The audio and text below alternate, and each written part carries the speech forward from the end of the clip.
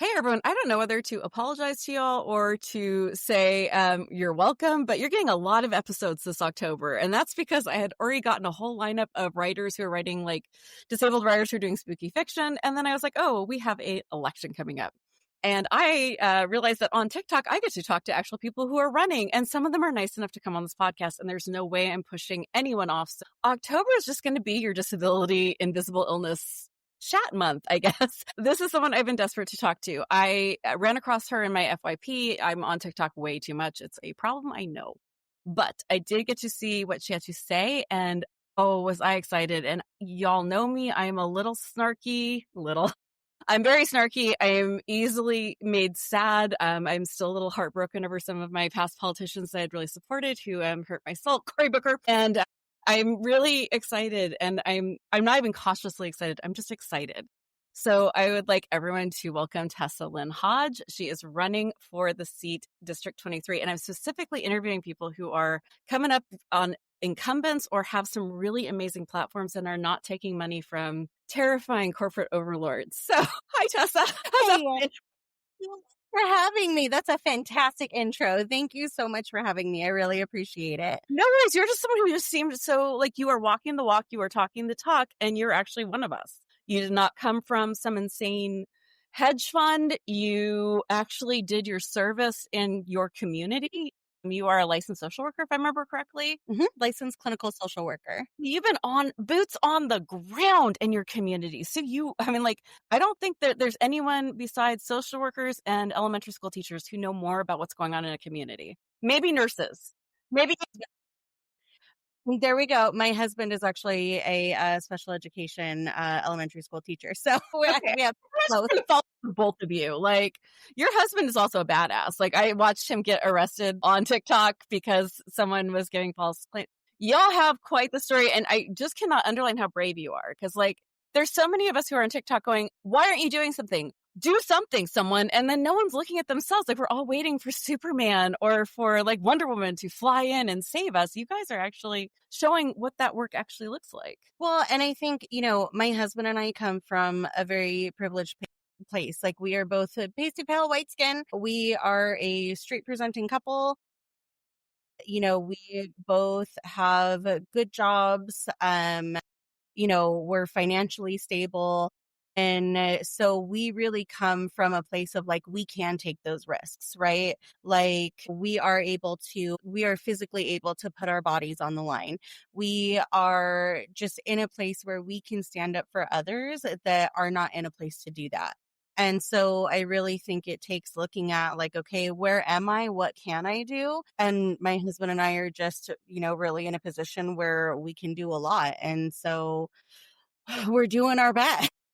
No, I mean, it's like what I've always told my kids, which is, when you have any of this like pasty privilege or any economic privilege, that comes with the responsibility to help the other people who do not have that privilege get that privilege. Like, Absolutely. yeah. So tell me about this journey, because I can only imagine the journey it goes from I'm really upset, frustrated, and angry to I'm going to run. Yeah.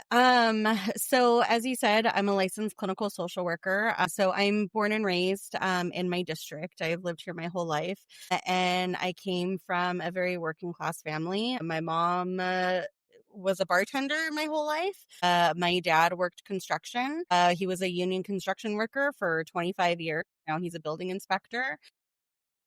And unfortunately, my parents did struggle with mental health, addiction issues. And so I, grew up of having to deal with like the consequences that come along with having to struggle with some of those things. But I was very fortunate that I was able to make it through. So went to school, got my master's in social work. I became a licensed clinical social worker, and kind of through my career as a social worker, I've worked in many different facets of social work. I've done medical social work in our local hospitals. I've done community crisis response, school-based mental health, community-based mental health, child welfare, policy and legislation. And then I currently own my own private practice. And I was doing both, doing community-based mental health and my private practice. And then in July, left the community mental health so I could just do private practice and focus on campaign. But what really led me to the campaign and doing what I'm doing is really kind of like up to the lead up of last November. A lot of conversations with people that I was working with was like kind of a nervous laughter, like, he's not going to get elected again. We're going to be fine. And then November happened and it was like, okay, we survived once. It's going to be tough, but we can do it again. And then January came and we all saw how bad it really is, right? And I was kind of sitting here and my first reaction was like, oh my God, like we got to move. We have to go. But then I was kind of like, our escape. It's been like, I was like, there was like PowerPoint presentations on where we should move. Yes. And so as I started like planning our escape, right? I was like, wait a second, how could I just leave the people that I serve? Like, I really was like having this conversation in my head, like, how do I justify just up and leaving the people that I serve every day? And so having conversations, with my husband, the conversations that I was having in sessions with my clients really just kind of led me to this place of like, I have to do more. I cannot just sit here. And like, as a mental health provider, I can provide coping skills. I can provide a safe space. I can validate your feelings. I can help you build a distress tolerance so that you're able to kind of regulate in like this craziness that's happening. But it does nothing to touch the actual systemic root of what is going on. And so I just really felt like, okay, like I got to do more and this is what I can do. And so I decided to run for office. My husband has very quickly become like the organizer. And if you can hear my dogs barking, I'm so sorry. No. If someone has a dog that they actually take care of, TD Vance, instantly gives me such like love and like I trust people who have pets so much more. And I know it's not necessarily fair, but it's just like, if dogs trust you, I tend to like you a lot more. We have 6 of them. So my husband has finally put like our dog that we just got was supposed to be my service dog. That was never going to happen. He is too friendly to be a service dog. But literally catatonic after the election. I was not leaving my bed. I was just, and it wasn't because I'm sick and I'm in bed. That's most of the time. This was like, I was so depressed I couldn't function. And he was like, I'm getting you a puppy. It'll be your service dog. I'm getting you a puppy. And it worked. I started getting out of bed. I guess I could have medication or got a Labrador. I think the medication would have been cheaper. But yeah. Sidetrack. I will school every is nonstop sidetrack. I'm so sorry. I have like the attention span of a gnat with ADHD, and you get sidetracked a lot here. Here we go. That's okay. That reminds me of the song Kirby from Aesop Rock, and it's about his cat named Kirby. And there's a line that says, I don't know, a shrink said, maybe get a kitten. And it's like, yep. So I feel that. But yeah, so my husband very quickly kind of became like the organizer in our area. He's working with Indivisible and 5051. He's now the chair of our for the Direct Action Caucus for our local Democratic club. He does it Progressive Democrats. He, just very quickly was like the guy to go to organize protests. He just had a protest this last Friday against Chad Bianco, the Riverside sheriff. Yes. He was doing a fundraising event in our area, and so my husband organized a protest for that. So yeah, I'm doing what I can. He's doing what he can, and we're working together to try to do something. So then my next question is, how many times have people called you Leslie in bed? Never, but I welcome it. Yeah, it was very giving Leslie in bed. What's so funny is when I graduated with my bachelor's in social work, I decorated my cap and it was, I care a lot. It's kind of my thing, which is a Leslie Knope quote. And that was my cap for my bachelor's graduation. Up until this election, that was one of my favorite shows. And I used to watch it like as my comfort show. And then this election, I can't, it makes me like sad. Yeah. I get it. We just started talking, and like Catherine Hahn, by the way, is still one of my favorite. Like I love my husband. We've been married for 20 years, but I honestly, like, if that woman ever went to the other side, I don't know how long my marriage would last. Like, just my favorite person, like, on TV. Sorry, that's another sidetrack. When it comes to like the whole like trying to get elected, we were talking about this before we started recording. How like it is what we saw with like Leslie Knope, where she is constantly being restricted by, like, when you are anyone other than the white Christian healthy male cis running, like, Trump didn't even show up for his debates. Like, so you're constantly being like hobbled, yelled at by people about things that you aren't even in charge of. Yeah, that was a nice 2024. So how like that is? Was there anything in that show that you're like, oh yeah, this actually feels very real? I am still waiting for my red carpet and the ice rink moment. But you need like a dog. And Aubrey Plaza. I think everyone needs Aubrey Plaza. I have a three-legged cat. Will that work? It'll work.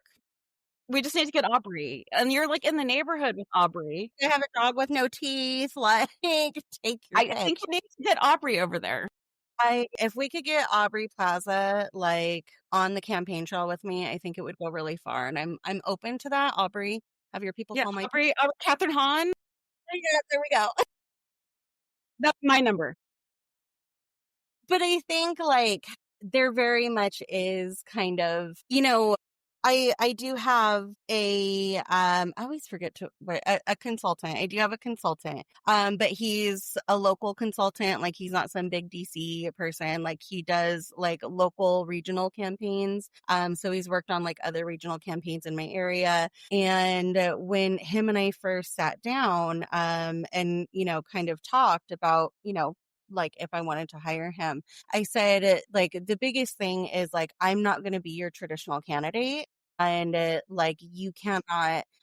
you cannot expect me to be a traditional candidate because I'm just not going to. And he said, no, like I've done my research on this race. I've looked at all the candidates and I chose you for a reason. And it's because you're not a traditional candidate. And so, like early on, there were a lot of people saying like, okay, like this needs to happen and you need to do this and avoid this. And I'm like, I'm really taking my work as a social worker and as a mental health therapist and really kind of transitioning it to how I approach my campaign. Because as a social worker and as a therapist, the biggest indicator of success for my clients is the strength of the therapeutic relationship, right? Well, to have a strong therapeutic relationship, you have to have somebody that's being genuine. If I'm not bringing my genuine self to my sessions, how can I expect my clients to form a strong therapeutic relationship with me? And I'm approaching it the same way with my campaign. How can I expect the people that I want to be my constituents, the people in my community, to have faith in me and to have a strong relationship with me if I'm not being my genuine self? Mm-hmm. And so it was really important for me to find people that backed me, that knew I'm not going to be a traditional candidate. I'm of course going to take advice, but at the end of the day, like I'm going to be me. But I still I got a comment not too long ago that I needed to change the way I dress and that I needed to hire an image consultant. And I was like, Who said that? no comment. Mm, mm. Comment.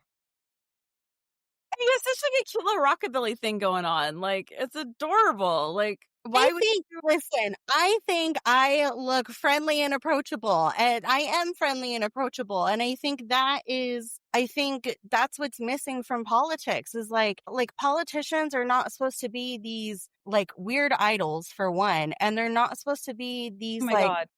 untouchable people, right? Like politicians are supposed to be the people that are representing you, the people that are in touch with your neighborhood, the people that are in touch with your community, the people that you're supposed to be able to go and talk to when there's an issue. And so why would I want to brand myself as anything other than what I am? Because I'm approachable. I'm nice. I'm bubbly. And Funny. And I'm funny. I think I'm hilarious. You are too? Yeah, maybe I'm not the most professional presenting person ever, but I'm going to take John approach. Fetterman comes around in like sad sweatshirts and like, I'm sorry, Silicon Valley, which is like where I've done my professional living, has basically made unprofessional vibe the vibe. So just because a white man does it does not mean the rest of us can't. Mm-hmm. There we go. Boy, did it, how hard is it really? No offense, boys, but it's just kind of exhausting. So what are some of the things that you were like, this is the reason I have to run? Is this thing that you saw when you were working in social work? Is this just a general, you turned on the news and went epileptic? Like, what was the, aside from like 2024, which that's totally a fine reason too, but is there something that in your personal life you're like, I've got to work on changing this? So it's a whole huge number of things, but you know, really just seeing how things are going to impact my community, my clients, how it's already impacting my community, my Are we clients, talking about the friends. great, big, beautiful bankrupt bill?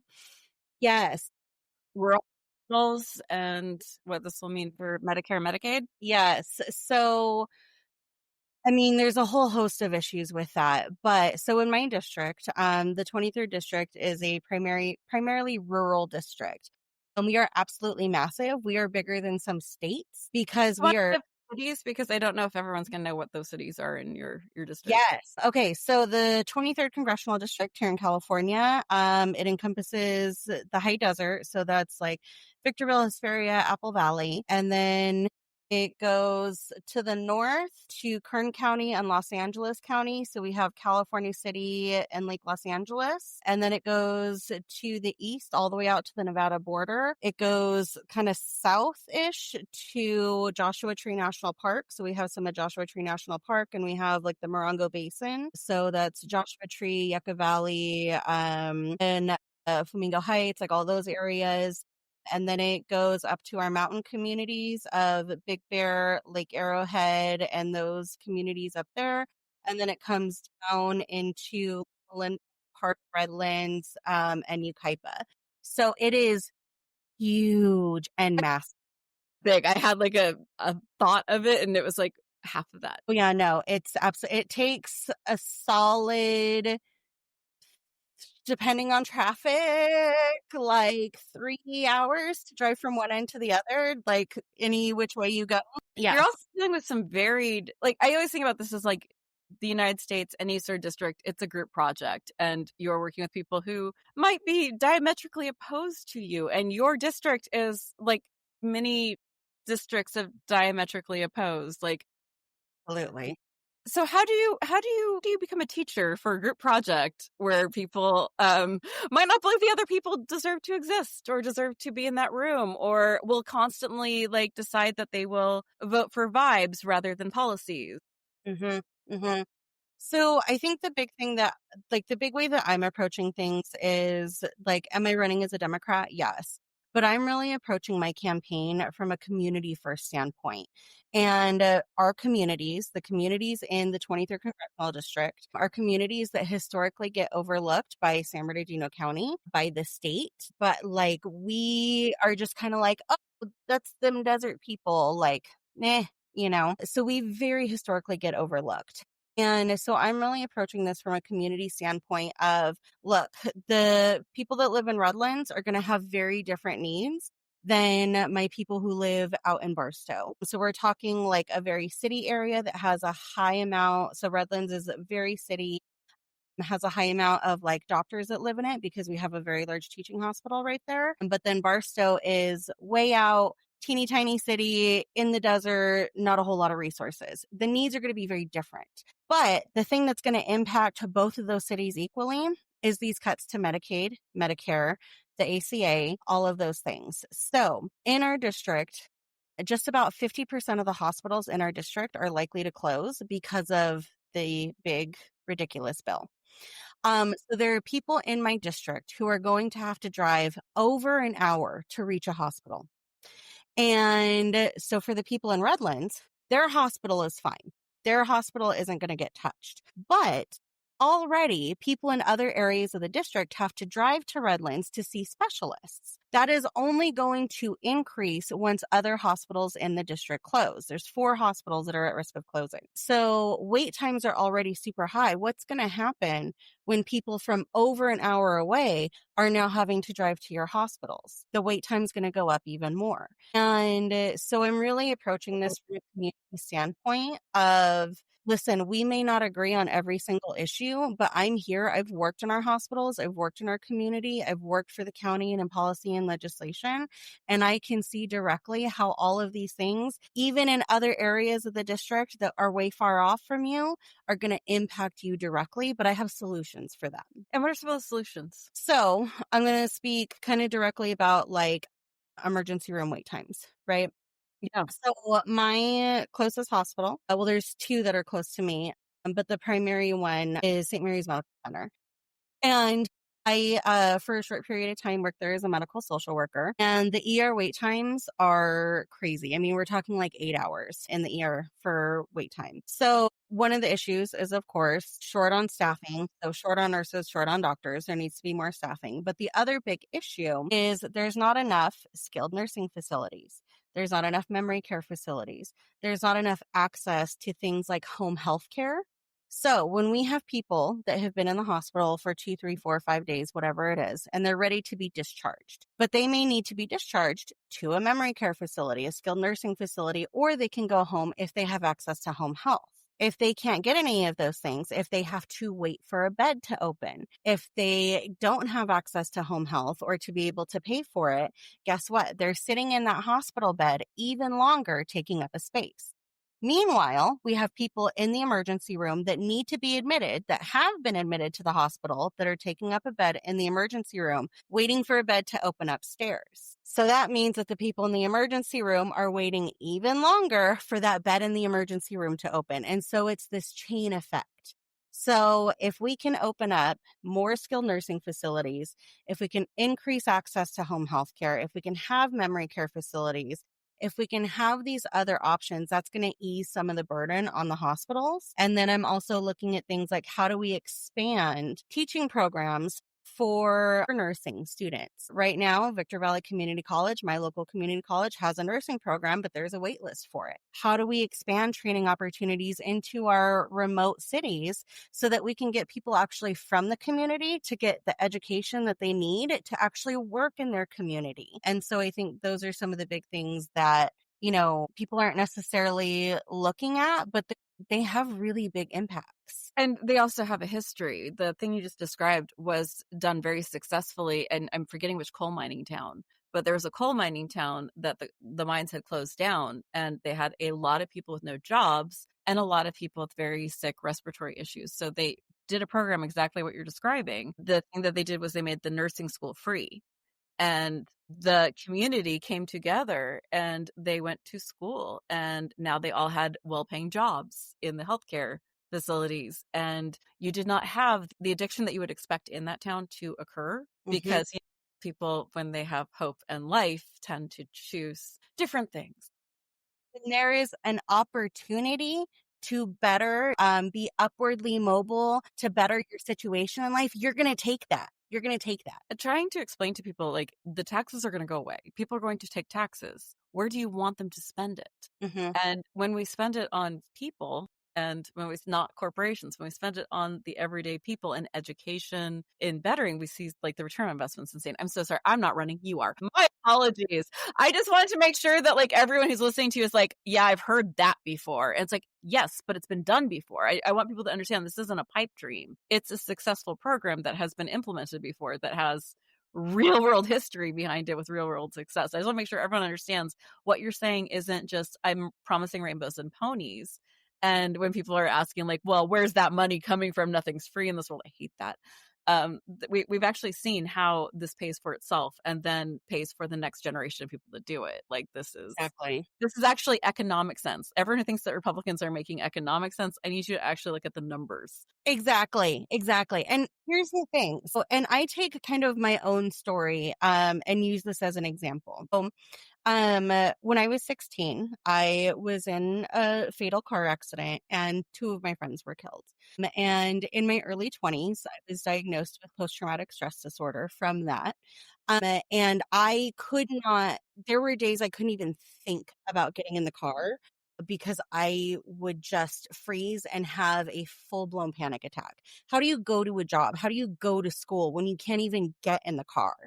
And this was back in, 2000 and holy moly, like 2009. And so this was before, telehealth was the thing. And so accessing services, even to access therapy at that time, I had to, through my insurance to access therapy to get an in-person appointment, I actually had to drive, for those in Southern California, down the Cajon Pass to Fontana to see a therapist, which is about a 45-minute drive. And if there's traffic or an accident, it could be a 2-hour drive. So how do I access therapy for PTSD related to a fatal car accident when I have to drive 45 minutes to get to it? And so, like, the math is not mathing, right? And so at that time, I wasn't able to go to school. I wasn't able to work. I wasn't able to hold a job. I could barely get out of bed most days because I just, like, the depression, because I couldn't do these things, was so real, right? So was I contributing economically?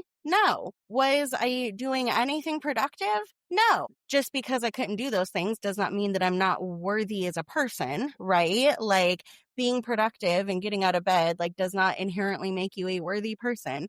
But I wasn't contributing tax dollars in this capitalist system. And so I was able to get into treatment. I got a service dog, which really changed my life, like, made a huge difference for me, really gave me my life back.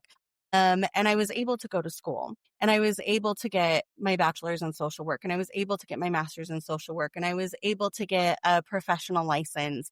And I've been able to hold all of these positions because I was able to get the help that I needed, to get the mental health care that I needed, and to get the services I needed for my disability at that time. And now look at me. I am a productive member in our capitalist society. Yay, you graduated into making money. First, I'm so sorry for what happened to you. I'm also I'm really impressed with your story is such an important story for people to hear. Because I think that especially when we're in those moments, I haven't had your exact experience, but I've certainly been where you were. It's really hard to justify to yourself existing, let alone when you get all of this other feedback in your ears. Sure. And right. And the thing is we do not value the cocoon stage. And all of us, if we have any self-reflection, will devolve in a cocoon until we like break out. As becoming is hard. Becoming what we're supposed to be, who we want to be, what we need to be is a process. And sometimes that process is flipping through TikTok until you fall asleep. Mhm. It's an imperfect process. But you Mhm. have a really amazing story. I would love to hear more about if telehealth is part of your plans for the future, because so many of us are disabled and physically unable to go. I have a lot of discussions with people because I have to do physical therapy to relocate my bones. And I have what they say is an uncommon disease, but there's a lot of us who know Ehlers-Danlos at this point. And like explaining like the privilege level I have that someone's going to show up at my house in another hour to drive me to physical therapy. Well, they will drive in the kindest way possible and get me sweet treats because it hurts. And Mhm. then carefully bundle me back up and then deposit me in a heated bed with my puppies and all this medical equipment to make me not cry. Now, if I Mhm. did not have that, even getting to the doctor or my pain clinic makes me go in person, which is agony. And I sit there and cry in my pain clinic. And they're asking me, Mhm. why are you here crying? I'm like, because you're a pain clinic and you made me show up in person. Why are we doing this? Please just do telehealth. Like, this is cruel. And if you think about like someone who doesn't have any of this privilege would have to Mhm. get on a bus. They would have to put on clothes, get into their mobility device, go to a bus that may or may not show up because they've certainly driven past my child who uses a cane. Mhm. Like, it's insane to get any sort of medical care and the physical agony, let alone the cost of the bus, let Mhm. alone the cost of the appointment. I'm so sorry. I'm rambling. My No, apologies. you're totally fine. These are all valid points. They're valid points. You are literally someone who can actually do something, and I'm so used to just like yelling into the ether. So I'm so sorry I'm taking advantage of you. That is not fair to you. But is telehealth going to be a part of this piece of the puzzle? And is there something that can be done? I know that we're really hamstringed, and I know we're constantly screaming at our politicians do something, and you're like, cool, so here's what I can do, and here's what I can't do. So what is possible? What are your powers? And is telehealth a part of something or a program that you could help run? So I definitely, like, part of my platform is healthcare reform. So first and foremost, I am a Medicare for all. Like, I'm sorry, like, every single person needs health insurance. Like, If I also have asthma. If I can't breathe, how can, again, just going based off of capitalism, because that seems to be that's the measure in our society, right? So if I can't breathe, how can I go be a productive member of society? Right. And so it makes sense that if we want people to be contributing, productive members of society under capitalism, that maybe it would be helpful if they were healthy, right? Hmm. And again, I'm using the capitalism argument and all of that, not because I believe that that's how it should be, but that is the system that we are in. Want to see healthcare for all. And so a big part of my platform is healthcare reform for both the patients and the providers. Because I do have this perspective of being a provider, right? And so I often think about this TikTok that I saw, and I think his name is Shane. He is in a mobility device, and the TikTok that I'm thinking of is he's like, "Yay, get to go to the doctor today to prove to the insurance that I'm still disabled." And he like goes through like the tests and stuff, and he like is obviously disabled. And so he's like little tests, and he like like something on the table, and the doctor's like, "Oh, like good job." And he goes, "Does that mean I'm better?" And the doctor's like, "No." Because it's so silly, right? It is so silly that someone like him, someone like you, has to prove over and over and over and over again when we have these disabilities that don't go away, that are lifelong, that are chronic. Why do you have to continuously prove that you are disabled? It takes up resources. It takes up time. It is completely ridiculous. So looking at things like that, right? If we have somebody that is, very physically disabled, and we know that that's not a condition that's going to go away, why does somebody have to do that every year? So that's part of it. Increasing and expanding access to telehealth. Absolutely. Increasing access to things like what you have, right? That they will come, they will transport you. We have transportation services in my area for some people.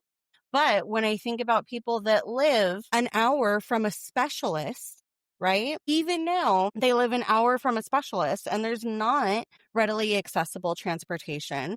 They don't have enough money. They don't make enough money on disability to provide their own transportation. There's not public transportation, all of these things, right?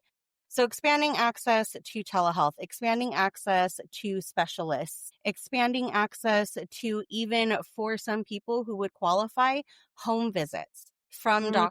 from medical staff, right? So that way we're not making people who it is extremely excruciatingly painful and difficult to get out of the house, that we can accommodate that. And then I think for providers on our end, the endless paperwork and the endless amounts of hoops that we have to jump through, I often think about, I can be audited by an insurance company at my private practice anytime, and they can claw back money whenever they want. If I don't cross a T or dot an I right, they can claw back money. Why are we not clawing back money from corporations who are given subsidies to keep prices low, but then they jack up prices anyways?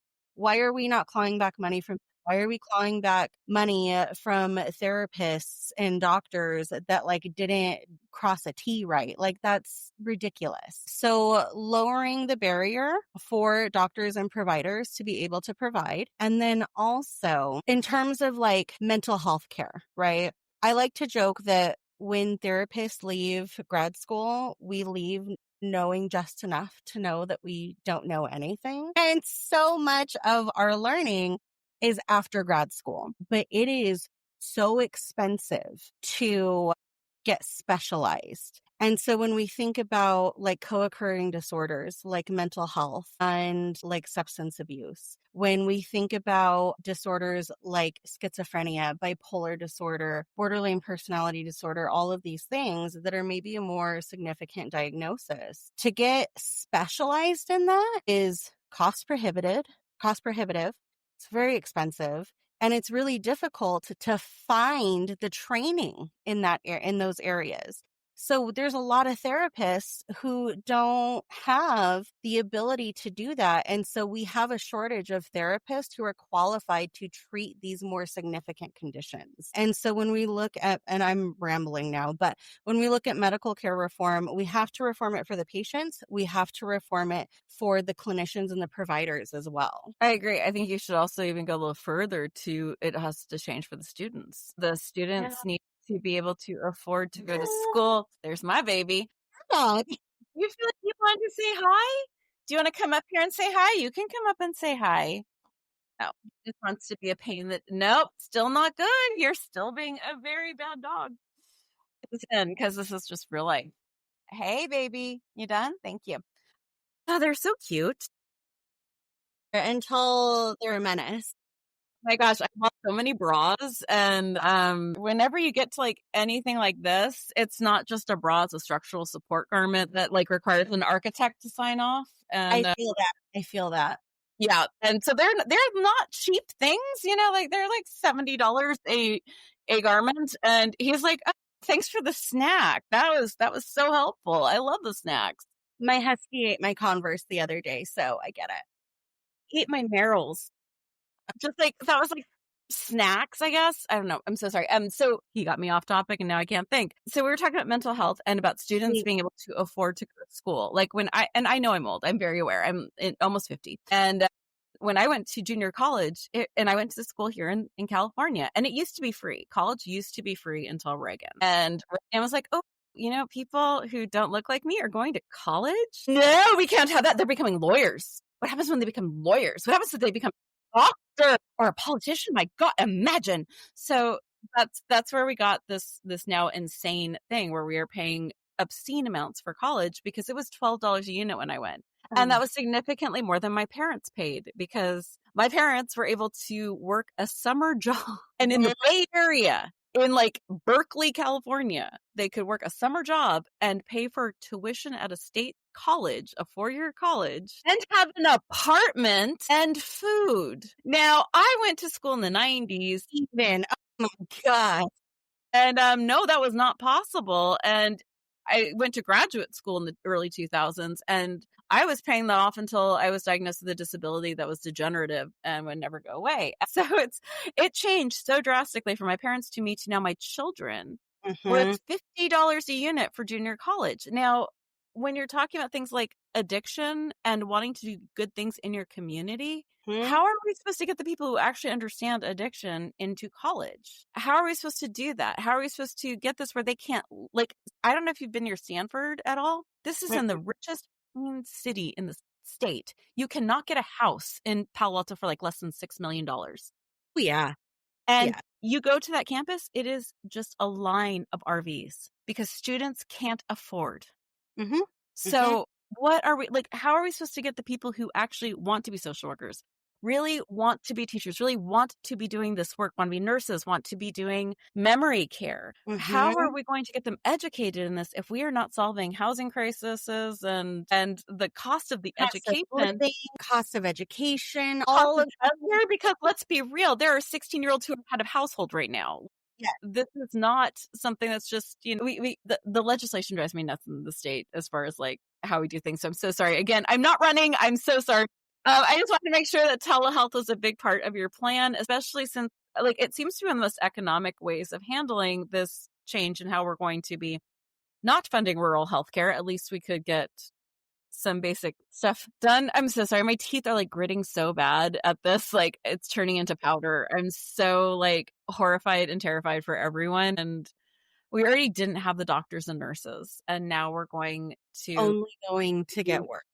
And I honestly don't understand what the upside is. I'm so confused as to what the like a lot of the stuff, it's follow the money and you can kind of figure it out. I've tried to follow the money on this and all I can think is they just hate us. Like, economically, like this is going to be less taxpayers, less people alive, more stuff. It's like what's the and that's the point. It's crazy. I don't get it.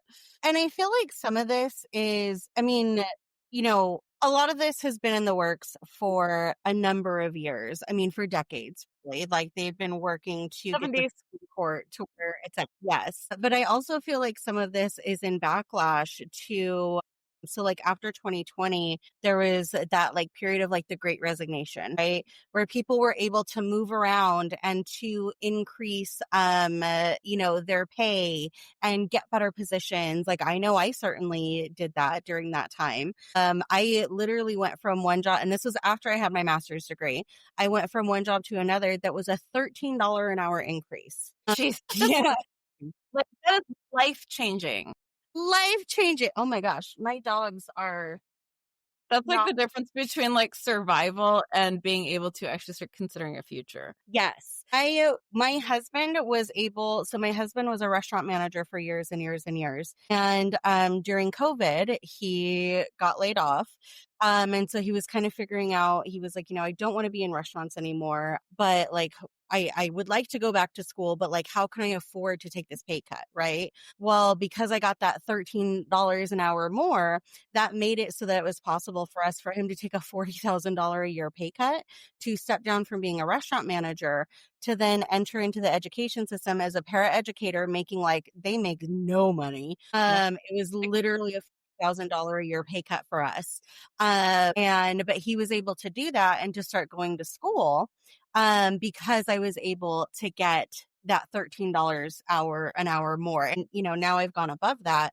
But it really is, that's huge. That's life changing. So I think a lot of what we're seeing now is almost kind of like the like grasping back from that upper class, like, oh, you guys got a little too big for your britches there. Like, we're going to take that back now.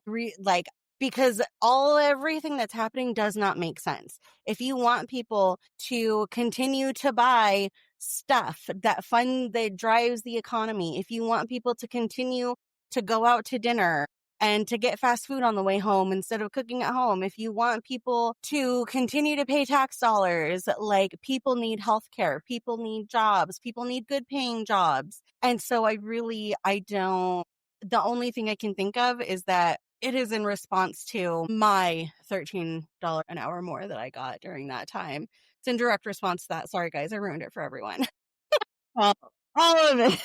I blame you. You're running for office, so I feel like you might want to just get comfortable with like the everyone blames you. Like, I mean, I'm a mom, so I'm really used to it. But I think maybe you might want to really like settle into like the I've been a social worker for the last 10 years. for Christ's sake. You raised me on that. That Already. is mother. That job is brutal. Yeah, I have family and friends in that. That's a lot. So let's talk mental health. We are seeing a insane rise, which is not shocking. I mean, we are dealing with unprecedented times daily, and I think even the most regulated of us are twitching in a corner. I feel like I'm on TikTok watching therapists go, okay, so I'm going to try to take my own advice, but I'm twitchy too. And then we're dealing with a cost issue. In my area, I believe it can be up to $1,000 for an intro appointment to see a therapist. And then it can be anywhere between that $1,000 down to $100 an hour to see a therapist, which is far above the cost that most people can take. And then when you're talking about parents of children who the school says needs a therapist, but is not providing them anymore, it becomes untenable. So I'm wondering what you're thinking as we're dealing with. I don't want to just focus on men's mental health because that is an issue just because of for so many reasons. We want everyone to be mentally healthy, but we are dealing with a higher spike of violence over there. But we also have a lot of people who are suffering and are trying to deal with things, and it's a lot. And I feel like we don't have support for families. We don't have support for individuals. What can we do about mental health? Is that part of the telehealth experience? What can we do to bring down the costs and allow for more accessibility and have the proper mental health professionals for people? I mean, there are, you don't, it's like dating. I feel like it's almost like going on a date. Like, I see you have a red hat. I don't think this is going to work out for you to take care of my mental health. Thank you. That's been lovely. And I'm sure that maybe someone who wears a red hat is walking in going, ooh, I don't feel safe or comfy here either. Like, you have to find the person who is going to be able to help you, but also maybe does not just terrify you or for whatever reason just sort of clicks you as like, mm-mm. Absolutely. What there's a and I kind of touched on some of these things already, but like one of the ways to bring the cost down is, well, I think insurance companies, for one, if you look at the rates that they pay providers, some of the insurance companies pay as little as $60 an hour per session to the therapist.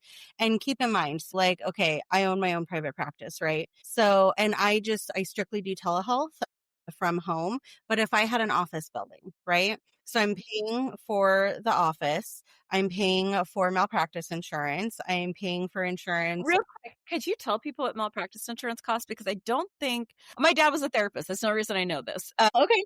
What is the malpractice insurance? Because I think people are like, oh, it's like $100 a month. So, well, it's actually not, it's not that bad. Because I just re-upped mine and it was like 280 for the year, I think. Oh my gosh. No. Wow. That's impressive. Okay. So, so there's the malpractice insurance, there's the rent on the building, electricity, like all those things, right?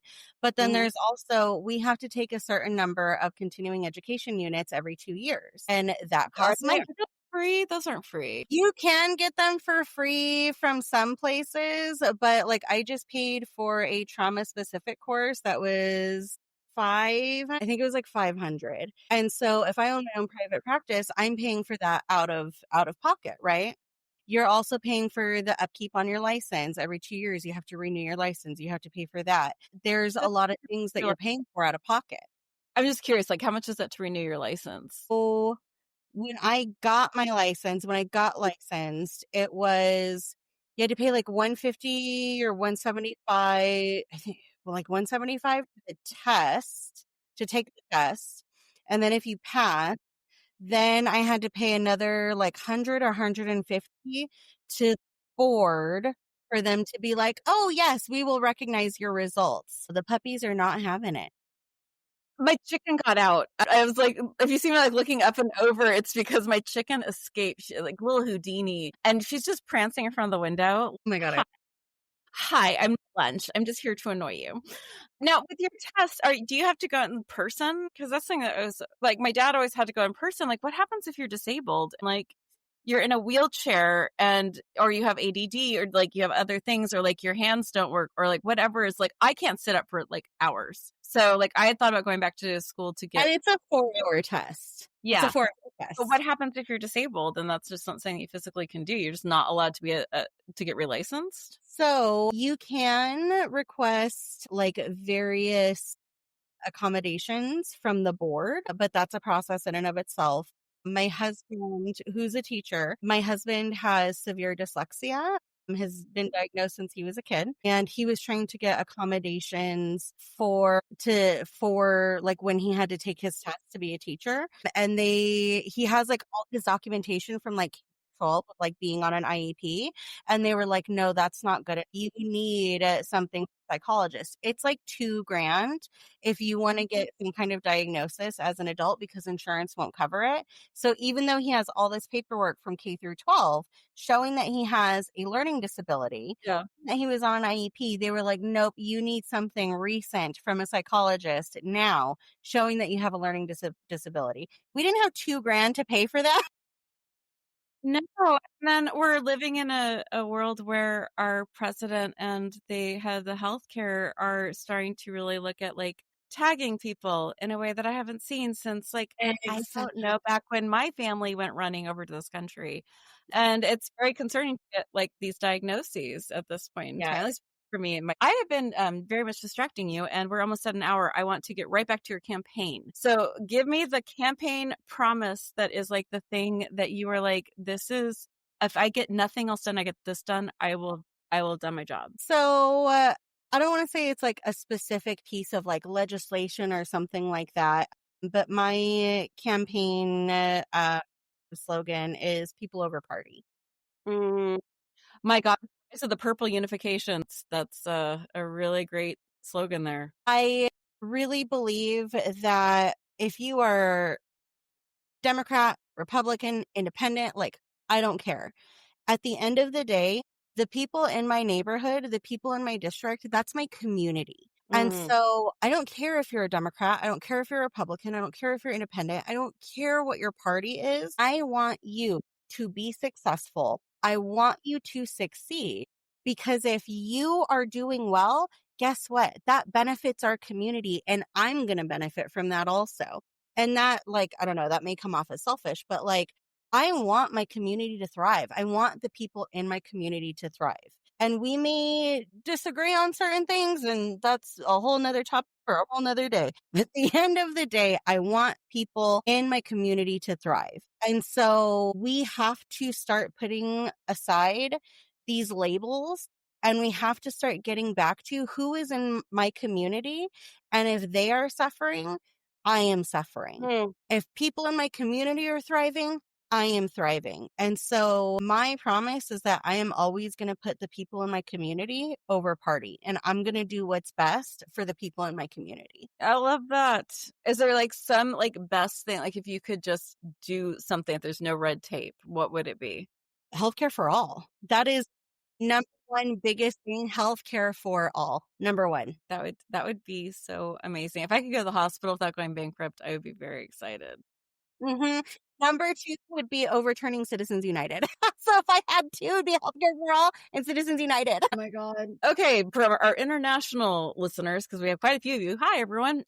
Also, Estonia, really? Hi, nice to meet you. Cheers. Mazel, welcome. Citizens United was one of the most devastating, well, there's been a lot of devastating Supreme Court decisions. What it did was it allowed for corporations to act as people in the way that they donate, not in the way that they get repercussions. Mm-hmm. If this was actually corporations are people, when they produce things that kill people, they would end up being arrested. But no, all it means is they can donate however they want quietly. And it has completely changed politics in the United States before the chaotic.